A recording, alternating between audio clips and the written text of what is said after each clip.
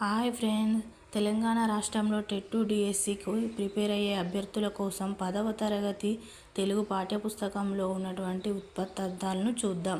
First one, కృపాణం అంటే దయను పోగొట్టున్నది. కత్తి, గురువు అజ్ఞానమనే అంధకారాన్ని తొలగించేవాడు అంటే ఉపాధ్యాయుడు. జలధి జలములు దీనిచే ధరింపబడును.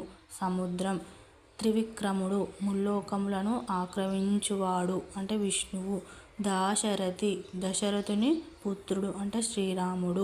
నగరం, కొండల వలె ఉండే పెద్ద పెద్ద భవనములు గలది అంటే పట్టణం. నీరజబౌడు విష్ణు నాభి అంటే కమలం నందు పుట్టినవాడు ఎవరంటే బ్రహ్మ. పరాశర్యుడు పరాశర మహర్షి కుమారుడు అంటే వ్యాసుడు.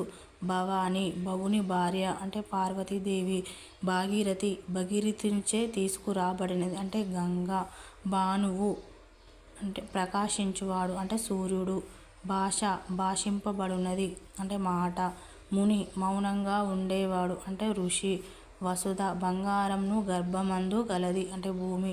విష్ణువు విశ్వమంతటా వ్యాపించి ఉండువాడు విష్ణుమూర్తి. హరుడు ప్రళయకాలంన సర్వంను హరించువాడు అంటే శివుడు. Thank you.